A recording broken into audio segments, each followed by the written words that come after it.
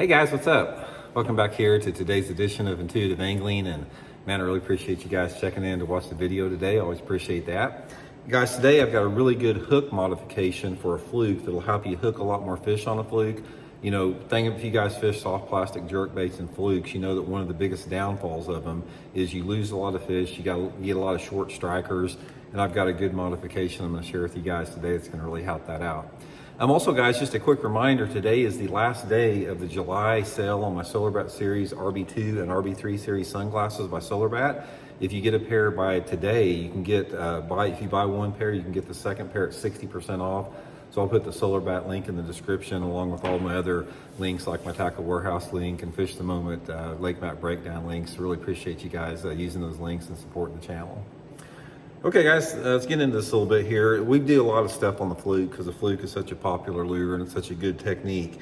And if you've watched many of my fluke videos, you see me the way that I prefer to hook a fluke, which is, I'm gonna show you how I hook it probably 90% of the time, and then 10% of the time, I'm gonna show you the hook modification. But first of all, just to refresh, not to confuse everybody, because I'm showing you a different hook here. The way that I prefer to hook a fluke is take a straight shank hook and thread it on about probably about halfway down the fluke and come out the bottom of the fluke, and I rig it like this. And I make it where the tail's down just a little bit. And guys, this is the best way to traditionally rig a fluke, especially if you're fishing around open water. You have this exposed hook right here. You never miss them. It really makes the fluke dart side to side. So this is the way I fish it most of the time. But the modification I want to show you guys today involves using an offset hook, an EWG hook. And the times that I use a fluke with an EWG hook is if I'm fishing the fluke around heavy cover. Let's say, for example, I'm throwing it around some lily pads or some type of submergent grass, maybe around some thick stick ups, maybe in some flooded cover, any place that I could get possibly hooked up. Then you got to go weedless with it with the EWG hook, which this Gamakatsu hybrid worm hook is the one I prefer. And I'll put all this stuff in my Tackle Warehouse link if you want to pick it up. But so anyway, the first thing you do, guys, how you want to do this modification is take a pair of pliers and put it along the top side of the hook, just like that. And what you're wanting to do is you want to bend it out to the right, just a little bit there. So you can see now this hook is not in line, if you can see that good, but the hook point is off to the right. So after I do that, I'm going to put that fluke in there. And this makes a bit, actually I learned this trick from watching a video that Greg Hackney did on this years ago. So I'm not taking credit for this myself. This is something I learned from Greg Hackney. Never too late to learn something. But okay, you can see the way that hook, see how that hook goes off to the side there? If you can see it in the light there, it's not just straight in line. And guys, that slight offset with that hook coming in, not just perfectly centered, it'll catch the fish a lot more than just coming over 1/8 of an inch. It doesn't seem like much, but it really is. It makes a big difference.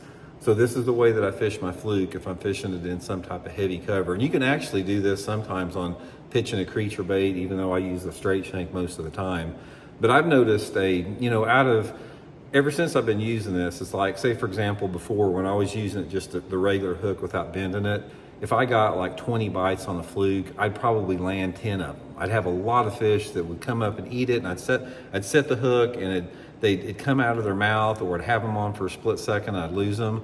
But ever since I started using it like this, I probably increased my hooking ratio 25%, which is significant over a course of time. But pretty easy to do, guys. Like I said, just a refresher here to remind it, it's real easy to do. Just put those pair of pliers like that, bend it to the left or the right. It doesn't really matter. I prefer to bend it to the right. I've had more success like that. And I definitely think it's gonna add up to a few more fish with you guys. That's the whole thing about it, is like fishing is anytime, this is how things are innovated in bass fishing. It's like anytime that you have an issue, like if you're not catching fish, or you're losing fish, or you're having some type of a failure in your fishing, don't be afraid to experiment. It's just like I don't know if Greg figured this out or if somebody showed him, but any type of true innovation in the sport it comes about through the necessity that's usually caused by failure. So don't be afraid to experiment, guys. Change up colors, try colors of lures that most people don't think ever work. Try techniques at different times of the year that a lot of people don't think are going to work. For so many years, for decades and decades, guys, people thought that jerk baits didn't work in the hot weather. They thought it was just a wintertime pre-spawn lure, and now we know a jerk bait is good 12 months out of the year.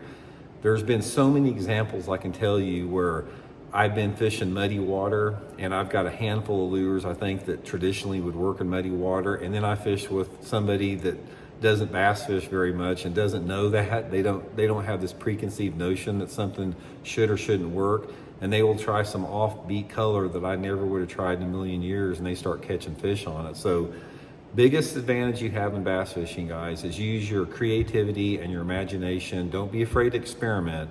That is how you figure out new things and how things work better than others. So anyway, hope it helps you guys out. We'll talk later.